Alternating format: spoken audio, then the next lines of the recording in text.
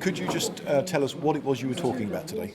I was talking about an idea that I got about 6 years ago, and the idea was basically listening to the woes of local people concerned about the park, the decrepit accommodation, the dilapidated stadium that was hardly used, the lake which had become very, very much a shadow of its former self, polluted, lacking in fish, and really too high to sustain a reasonable water table, to the extent that golf on the golf course was not really possible for 4 months of the year because it's waterlogged, literally nowhere for the water to go. It backed up, and the old Victorian drains, which had been submerged, acted as capillaries to saturate permanently all the outfield, all the parts of the course, and this has also had a devastating effect on the tree roots as well. We've lost a great many trees, old and more modern, and that's always a very sad loss. All of these things combine to make not just me disturbed, but many other people as well. And we saw ultimately this whole heritage park become so disturbed, neglected, unloved, that it became on the at-risk register of English heritage for sound reason. We just want to make a difference for the better, that's all.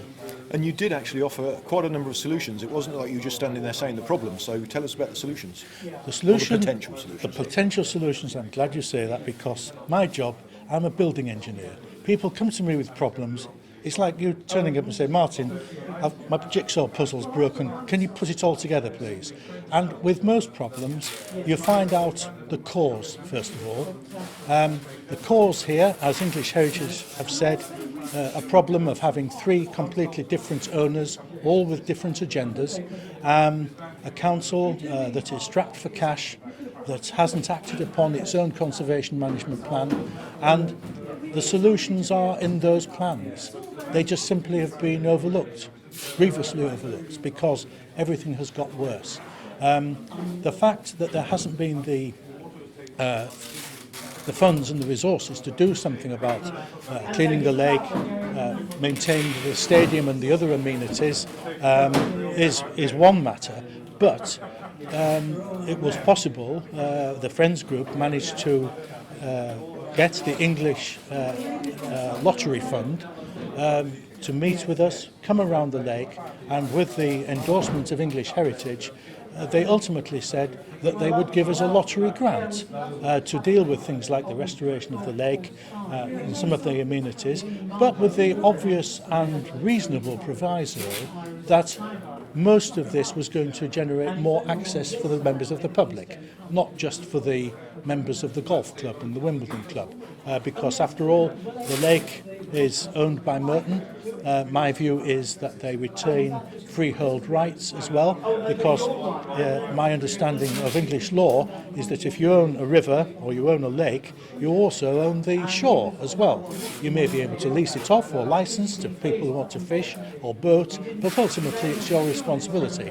And so there was clearly an opportunity for all of the stakeholders in the park to at least talk to one another, to discuss their mutual problems and try and resolve them. Sadly, that has been an intractable situation, and the purpose of today's plans, to get back long-windedly to answer your question, is that we want to try and stimulate discussion and focus upon what could be, albeit an ambitious plan, but one which would serve the community as a community asset, the stadium, the dredging of the lake, the improvements of the water quality, so that loads and loads of activities can be accommodated safely and for future generations to enjoy, with also additional educational facilities being enabled, and of course the health and well-being benefits that would accrue from having facilities in the stadium, walking around the park, doing some gardening, planting some new trees, whatever it may be, getting people out and about is good for the health and good for the soul. And I would sincerely hope that everyone here agrees with me. But then I would say that, wouldn't I? Yes. And are you heartened by the feedback you've received today? To a certain extent, many people that have expressed reservations are the same old ones that have been put forward before. Many people are resistant to change or suspicious, but I think that the key to it is at a grassroots level, for want of a better expression, the people who are going to benefit are those simple members of the public who live locally and just want to enjoy their park, whether it's for playing sport, to walk a dog, to just have a run, or to come here and play tennis and learn a skill or an activity. This heritage park has been a playground for the wealthy, and then with the urbanisation of London, for the great hoi polloi, the many who lived around the area, and that has come to a grinding halt, or is in danger of coming to a grinding halt, because the only people who have benefited from the park have been the members of the Wimbledon Club and the golf club, while the public park has really become neglected to the extent that, as we know, it's on the at-risk register, it's not going to get better, and as I said, how bad do things have to get before people do something?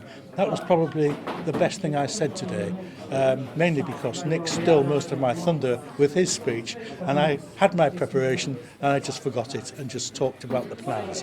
The plans are there really to stimulate discussion, to excite people's imagination, and through that discussion hopefully come to a solution that most people can lend their support to. And when a plan is finally adopted and it goes to planning, then we'll feel confident that it has a chance of success, that it will have been to a certain extent approved by the local councillors and politicians and those main bodies that seek to benefit, not necessarily the landowners and the All England, who are our neighbours, but also the local communities, the schools, the local doctors' surgeries, all those people that are touched and concerned by the use of the park and the amenity that it offers. And when you look through that window behind you, you'll see one of the nicest views anywhere in the world. It's worth fighting to preserve something as beautiful as that. And if for no other reason, I would say, just look around you. This is a masterpiece. All that's left of it, if we don't cherish it, it will go. And that is my motivation. We asked someone else earlier what they thought success would represent from today's meeting, and they said that if anything, however small, even if it's just walking around the lake, could be achieved, that everyone gets together, all the interested parties actually, all of a sudden there is a communication method between all of the involved parties just to do something, however small that might be. Would you agree with that?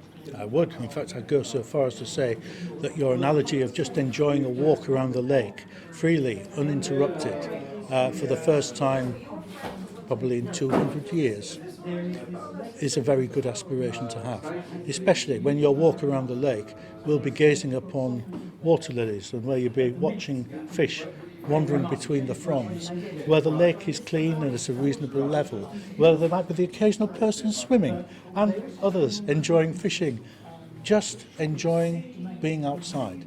That is pleasure enough in itself.